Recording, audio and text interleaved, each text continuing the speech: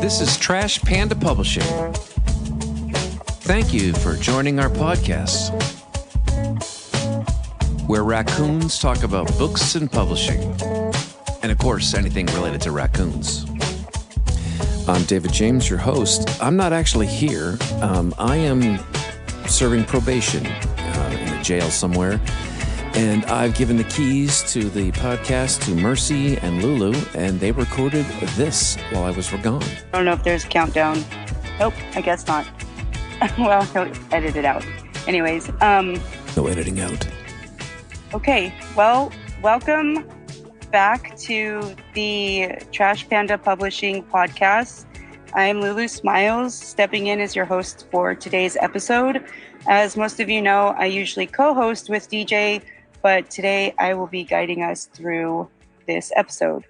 I am also joined by Mercy. She's a returning guest who some of you may recognize from previous episodes. Hi, Mercy.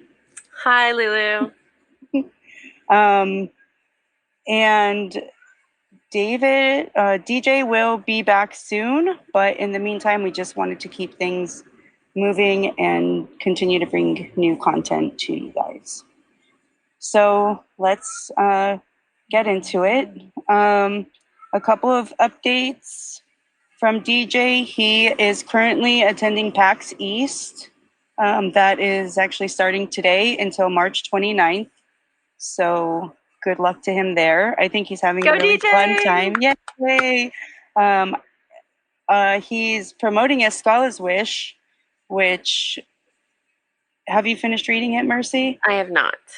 Okay. I have not. I have not had any time to read. Yeah. I've got my finals. I've got finals coming up, so I have not. Yeah. Well, you're. I don't know how far you are in the book, but I think if you don't love it by now, you're gonna love it by the end of the book. Oh, I do. Yeah. I am so obsessed with Sticky.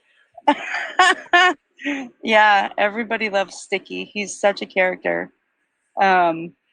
So yeah, looking forward to when DJ comes back so he can give us all the updates. And also, A Scala's Wish is out on audiobook. So for anybody who likes audiobooks and wants to listen to A Scala's Wish there, we will post the link for that in the podcast. Okay, so updates for me. I am continuing to work on book 2. I don't typically outline my poems, but I've been kind of in a rut lately, so I just kind of outlined the last few poems that I can go back to and finish later on. But hopefully, what are we coming up to, April? Hopefully by the end of April, maybe early May, book 2 will be out. I'm hoping. It's a process. You got this. I believe in you. Oh, thank you. Another update for me, with Mercy's assistance and help, I started an author's page on Facebook. Yay! Yay! DJ will provide that link in the podcast information for anybody who wants to check it out. And you better go follow her right now. Right now. Yeah. Mercy will be so mad. Yeah, I've been doing pretty good at posting. If you hear the dogs in the background, don't worry. They're all right. I don't think so. Billy has fallen down the well again. I have pets. And children. They count as pets, don't they? Sometimes, no. But your boys are asleep, yeah? Yes, they are. Yeah. Mine are supposed to be asleep, but, well, most of them are, except for one. His name is Noisy, which is very suiting for him. I can see how he got his name. Yeah. So, yeah, I've been posting pretty consistently. Not much engagement with people, but I'm hoping that will pick up. Yeah, I'm hoping that it will pick up. Consistency, right? Yes. So I don't know. Do you have anything to add to that, Mercy, since you're kind of guiding me through this author's page process? Um, when do you want your new book to come out? What are you aiming for? Like, I'm hoping like late April, early May. Now is a good time to start like really talking about it. Maybe even talk about, like I've been in a rut lately, and like this is how I've been fixing it. Maybe even talk about how you structured one of your poems. Maybe just kind of start building up the momentum for the new book. So when you do have it out and ready, people already know, like, now they know what to, like, they already know what to look for. Okay. Yeah, that's a good direction. All right. I'll start thinking of posts for that kind of stuff. If you think of something you want, like graphic wise, maybe something that's like, maybe you have like a certain vibe that you want to have a post with, you can send me the post. Make sure it's like, because it had to be something short if you want it on an image, and I can maybe make you like a graphic to put it on or something. Okay. Yeah, that'll be good. So with Mercy's continued assistance and guidance, I will we'll hopefully get some traction on that page. That's what I'm here for. And I love you for it. Not just helping. For that, but I know. I love helping. I know you do, and you're great at it. You really are. And you have a lot going on in your life, so to take time to help me with this is like, it's amazing. So thank you. I'll be able to help more too, like once I have like a little bit more time, and I have I'm in like my marketing classes where I can actively like practice essentially with you. Like I definitely can do more. Okay. So. Yeah, we'll get there. I take marketing strategies next, so exciting. I'm so excited for you. I'm excited for my class after that, and that's international marketing. That I'm excited for. Yeah. That's a whole that's way beyond me, so it's supposed to be a whole new ball game. Yeah. Hopefully you can make some connections with people, and people start, submitting their manuscripts for you to review. I've had a few. Not any that I chose, but I had a few. Well, that's better than not having any. That's very true. I actually had an author remove their book from Amazon. They unpublished it completely, and once their 90-day term is up with KU, and they are completely removed from Amazon, they are going to be submitting their manuscript to me to republish. And they were like very adamant, like very much so, emailing me back and like super on top of it. And I was like, I'm so sorry, but like I can't even accept your submission until it's not published anywhere. Right. And so like they told me that they even set an alarm on their phone, so when their 90 days is up, they can send me their submission. And that made me feel so good inside. So I feel like even if I don't pick their submission or like their manuscript, I'm gonna be like, like, why don't I just give you a free cover? Why don't I just do a cover for you? Like you went through all this effort. Yeah, that's awesome. That just goes to show, that all the hard work that you've put into it thus far it's going to pay off. I believe I'm very passionate about what I do. So yeah. And that's all that matters. Let's talk about that, because last time we had you on, I think you were still doing the hybrid publishing, but you've made changes. I've made a lot of changes. Yeah, so let's talk about that. So originally I was trying to have a business that was going to fund itself and also me help. I thought that since I offered so much that it would kind of level itself out. But there were just so many authors that I still was not reaching, and I got really tired of hearing the words scam. Like all these people like accusing me of being a scammer, or that I was trying to rip off our authors and everything. And like, that's not what I was trying to do.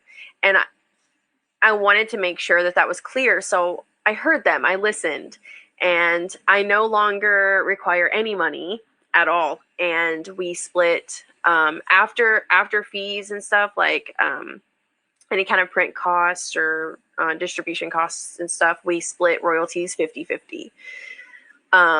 But I take care of everything else. I have secured 100 ISBNs. I invested a bunch of money and got a bunch of ISBNs, so I was covered for a while, and my authors knew that they were going to be taken care of. I have redone my entire website. I gave myself an entire rebrand. I even worked on it again today. Like I did a bunch of SEO stuff, which means I had to add more things to my website. I am putting together a team. So you know how a lot of authors have beta readers and ARC readers and stuff like that. Right. I have decided that I want to take that a step further. So instead of doing beta reading and ARC reading, I'm building a very selective team. I'm letting there's a spot on my website you can apply for it, but it's called the Footnote Coven, and I'm calling them the Acolytes. And they are going to get to read the book as it's getting ready to go on pre-order. So they're going to be the first ones to get the digital copies of the book. They're going to read it. They're going to make social media content about it. They're going to be the first ones to leave reviews. And in doing all this, they're going to have selective, exclusive merch that I make specifically for them. I even have an emblem that I made for them. I even have a hoodie out right now that only they will have access to if they want to buy it. I'll make them other things as well. I'm going to do opportunities where they can win, like merch being sent to them, like they can win merch and stuff like that. They'll be able to make fan art that I may end up using for marketing material. They'll be able to share some of the marketing material for these books on their social media and stuff. So not only growing them as as content creators, but helping the marketing process of these books. They're going to be a very select team. And I have created a Discord for us where we're going to have a community where we get to do this. And it's going to be fun, I think. That sounds really fun, actually.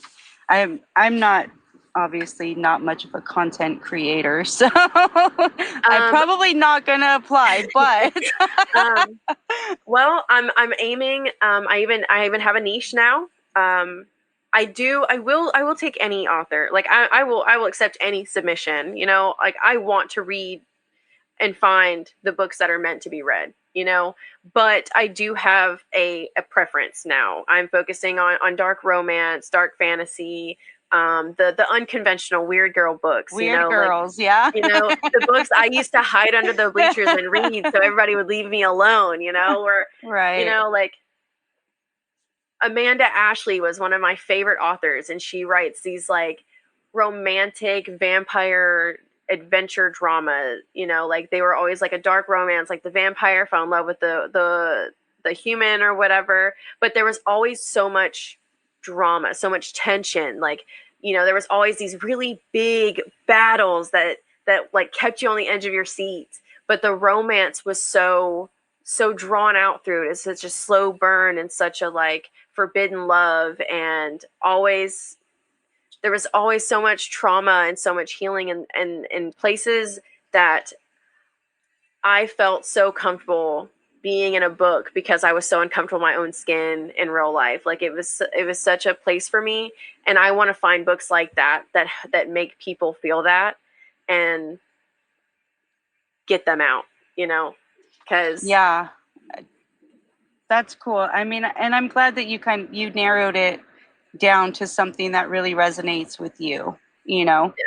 It's not for everybody, but no, but like I'm sure you're in a lot of author groups on Facebook. I know I'm in a few, and there are a lot of people that talk about, like that dark fantasy and, those kind of books. So hopefully, hopefully you'll get some manuscripts that are, really what you're looking for. I remember when I was growing up, I used to read a lot of V.C. Andrews. Mm-hmm. You probably never read her. Andrews? V.C. Andrews. I feel like my mom read those. Oh God, now I'm dating myself. I feel like my mom read those. She wrote the book. She wrote Flowers in the Attic. I don't know that book. Did you ever see the movie? Mm-mm. No? Okay. Well, hold on. Now anyway. I need to Google this. Yeah. Flowers in the Attic. Yeah, Flowers in the Attic. B.C. Andrews. But a lot of her books, like each one is part of a series. So there's sometimes like 5 or 6 books in one series. And it's really about like family lines. A lot of them, like there's something that the main character is like, she's had some trauma. There's turmoil. It's not like graphic, but there are stories with like incest and like wealth, and I don't know. It's like when you're a kid. Yeah. I don't know. I just remember reading them as a teenager. I read every single book that she had out at the time, and for some reason, like I just like, I guess maybe the trauma, like some of the trauma or some of those things like I could connect with, and I don't know. Books are first of all, books are political before they are anything else. All art has been political since it ever existed. Yeah. And a lot of people put on this shield and live in this bubble where they don't see that a lot of people live in this dark world. Like a lot of bad things happen to people. A lot of people say that you can't be afraid of everything because it's not that bad, or maybe not because you were not put in those situations. But there are so many people that were, and I feel like those people, no matter how much we tried to speak out, somehow, somewhere, that oxygen is cut off, and we can feel it. We can't. When you fall asleep and you have a nightmare where like you're screaming but you're not screaming, like you can't get it out. Right. And I feel like that's how we feel every day sometimes, especially around people who don't understand. And there's just somewhere in these dark books that I feel validated, that I feel like I can exist, that I feel understood, that like my soul finally is heard. And I want other people to feel that. And I feel like a lot of those books are overlooked because they're unconventional. Yeah, I agree. So, yeah, anything else you want to tell us about the website? Or, are you going to be doing the printing now too, or are you? How are you?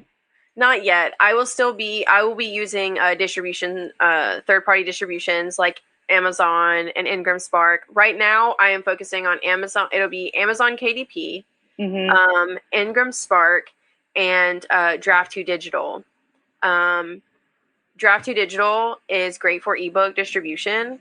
And then Ingram is great for getting you into bookstores and into libraries, whereas Amazon's really good for that initial push. And getting that what is it those young people say, clout? Right. Getting it, out and about. So I have like a whole strategy of when we're dropping, which format, where we're going to be dropping it first. I will be utilizing Kickstarter for each project that I take on. And what I'll do is I'll make exclusive merch for that book that we're working on, so that anyone that puts in towards the Kickstarter will receive that. The only people that will get that merch are the ones who put in towards the Kickstarter. And then if the Kickstarter reaches its goal, I will be able to take the books that I'm publishing and put them into the Kirkus reviews and the Book Life reviews and pay to get, that book reviewed on certain podcasts and stuff like that, as well as help fund other marketing things that may need to be paid for out of pocket, especially the prestigious reviews and stuff. Okay. That's cool. Well, what is Kickstarter? It is a crowdfunding platform that a lot of indie publishers and self-publishers, author publishers, that they use. What is what do they use the fund, like, so people pay into it, kind of like a GoFundMe, or what is it? Not, okay, so essentially, okay, I'll use your book as an example. Okay, so say that you came to me and you were like, I want you to publish my book. Okay, so first I'm gonna read it, then we're gonna edit it, and then once I start formatting it, I would start the Kickstarter. So the first chapter that I have formatted, I would save as a PNG, because unless it would let me upload a PDF, but I doubt it. But I would do that. I would upload it so they can read the first chapter, see how it looks, keep them up to date with the cover and stuff, and they would, put towards the goal of putting your book towards getting those reviews, and then each one that, I don't know what it's called. I've not used it, so I have not used it yet. So I can only speak from my understanding thus far, because I can't speak from experience. But once they put that money in, I would send them something for doing that. Like they would feel like they're a part of making your book a success, which is building your readership. It's building people who are excited to read your book. It also sets up a good bunch of people that are going to watch the progress of it, which means when it goes on pre-order, it's already got the book. Mm-hmm. Originally, I was going to set it up to where they would get the first copies of the book, but I feel like limited exclusive merch will go so much further, because that's something no one else is going to get. Right. Which means I can utilize my group where they can make fan art, and that fan art can be what I make merch out of that no one else is ever going to have. Right. Stuff like that. Like I can make them very exclusive things for doing it, whether it's be stickers or a t-shirt or a sweatshirt or, something like that. That's really cool. And how are you getting the merch made? I would design it, and then I would, I actually have a printing company in Hartsville, Tennessee that I use. Nice. So I would probably just go ahead and order from them for that, or I would use Fourth Wall, because I use Fourth Wall for a lot of things. But I would just find a printer. I would design it and set it off. That's cool. I'm so excited. This is going to be great for you. I just want to help people, man. I want to be comfortable enough that my kids don't ever have to need for anything. And I want to help people. I wanted to meet some of my favorite authors my whole life. Getting to work with authors and getting to watch them become those other people's favorite author. Right. Like I was telling DJ, I was like, you're about to get fangirled over. Like I wish I could be there to see it. To see the excitement in his eyes when those people are like, oh my God, sign my book. Right. Like to watch him go from, hey, I don't know how to market this book, will you help me, to seeing him do all these things for himself and believing in himself, and like getting to watch these people so excited to meet him is surreal. It's something that I've always wanted to do as a kid, and now I get to be a part of it. I get to be a part of an author. Yeah, and he's doing it. He is doing it. I'm so proud of him. That's really cool. Yeah, I wish I could be there at PAX East just to experience it. I've never gone to anything like that, or Comic-Con, or I don't know if they're like the same or completely different. I have no idea. I I don't know the difference. By this time next year, it is my goal to work on my agoraphobia enough that I can start going to like book festivals and stuff. And if that starts happening, I'll just come get you. Yeah, I'll that'd be just come awesome. get you, and I'll make you go with me. I don't have to go by myself. No, you don't have to go by yourself. I love book festivals. I think taking my kids to stuff like that would be so much fun. Yeah, I want to start one here. I want to start one under my business and like have like a book festival every year. Yeah, we should do that. We should work on that. We should do that. Yeah, I used to take my daughter to the I think it's like the LA Festival of Books. Mm-hmm. It used to be held at UCLA, but I think it's at USC now. But anyways, I used to take her every year, and like it was so much fun. Some people on Facebook said they do one in Louisville every year. Yeah, I've seen like a bunch of stuff on Facebook about different like festivals and stuff. Just like maybe not so much in our areas, but you know, if either one of us ever get a car, we could definitely go. Yeah. I have a whole idea of how I want it set up and everything, like a book festival that I want to do. Yeah. So like we should definitely talk about it because we live in the like we could definitely do it. Yeah, I think so. That would be so awesome. That would be. We could set it up to do this like the end of spring, summer. Oh my god. It's a perfect time to do it. Like or fall. Fall would be a great time too. Fall would be too, but spring, I think, I don't know, maybe the market's inundated with too many festivals coming in spring, but I feel like we don't have enough time to get the amount of volunteers and stuff we would need to do it by this spring. Maybe the end of summer we could probably do it. Yeah, well, we should work on it. We should. I like that idea. Me too.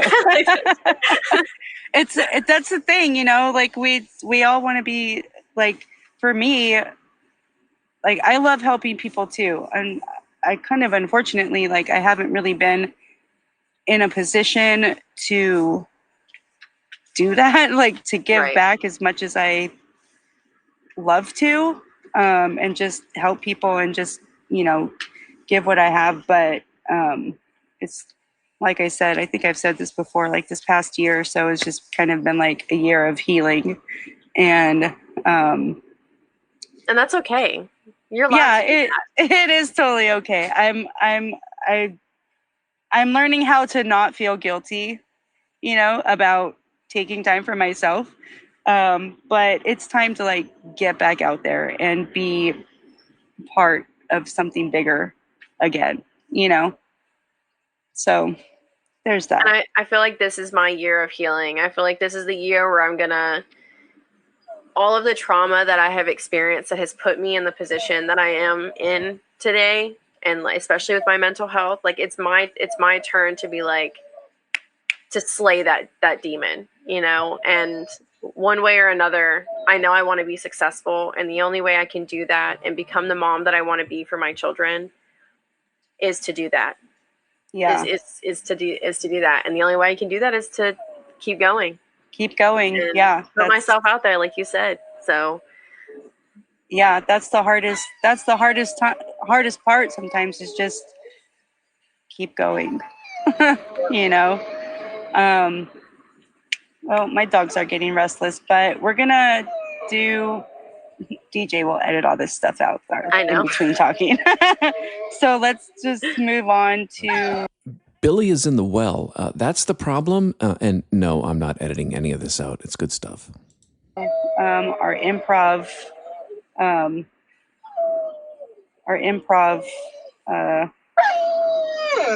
what is it? Our little improv show. Sorry. Ava and Cassidy Vance. Yeah. So I'll introduce it, but I'm still going to say the Crimson and Ava show because that's what it is. Okay. How does DJ usually do this? Okay. Welcome to the Crimson and Ava show. You're doing better than I would do. I gotta start over. You're doing better than I would do.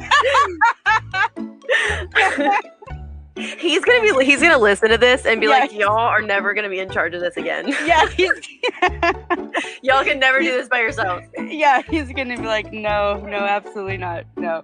Okay. I'm gonna try and get into character here. Drink some juice. I should be drinking water, but I'm not. I don't even have water. Yeah, usually you're drinking tea. I'm out of tea. Oh.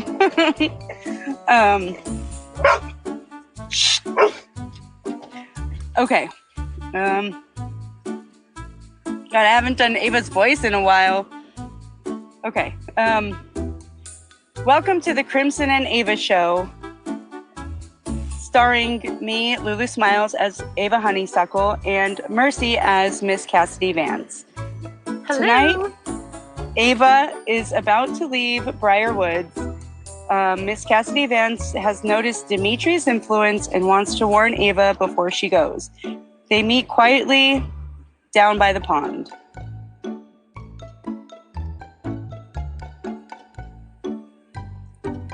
It's your turn. Ava, I think we need to talk about Dimitri. I figured this conversation might come. Go on. You don't have to pretend you don't know what I mean. He's ambitious. He promises a lot. The Big Apple, fame. But people don't hand out that kind of life for free. I never said I trusted him. I just said I know what I want. That's the thing. You think you're in control, but sometimes control is an illusion.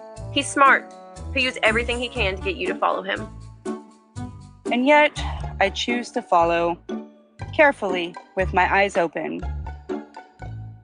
I don't like it, but I can see you've thought this through. That's all anyone ever asks for. Just don't let ambition blind you. Not everything that glitters is a shortcut to the life you want. Maybe not, but sometimes a little glitter helps me see the path more clearly. You're impossible. And yet, still standing. Okay. Dun dun dun. Yeah. Well, thank you everyone for listening, and